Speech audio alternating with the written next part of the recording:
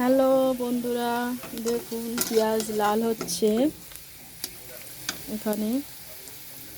তারপরে চিংড়ি মাছটা দেব। চিংড়ি মাছ দিয়ে দিলাম।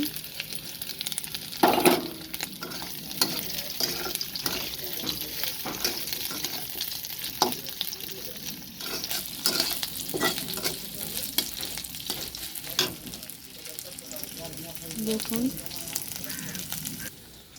দেখুন এখানে আদা পেস্ট আছে, এটা অল্প করে দিয়ে দেবো। যদিও শাক রান্না হবে ওর জন্য অল্প করে দিলাম।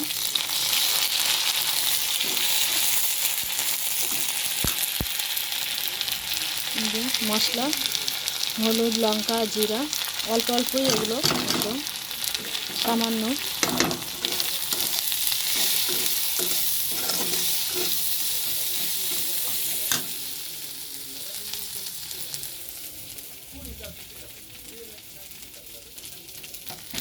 একটু জল দিয়ে দিলাম অল্প করে। দেখুন এবার এই যে শাকটা দিয়ে দেব।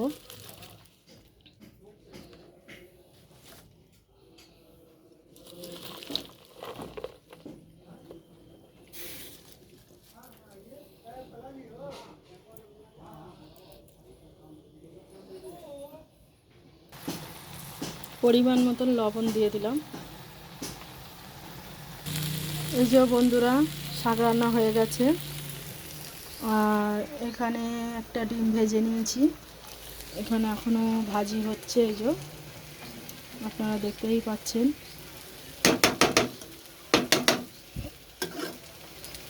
এই যে এখানে হচ্ছে।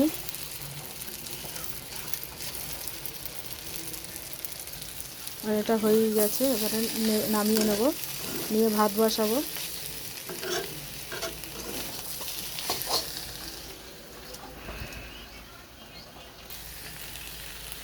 এই যে এবার নামিয়ে নেব, হয়েই গেছে আমার রেসিপি আজকের এই পর্যন্তই।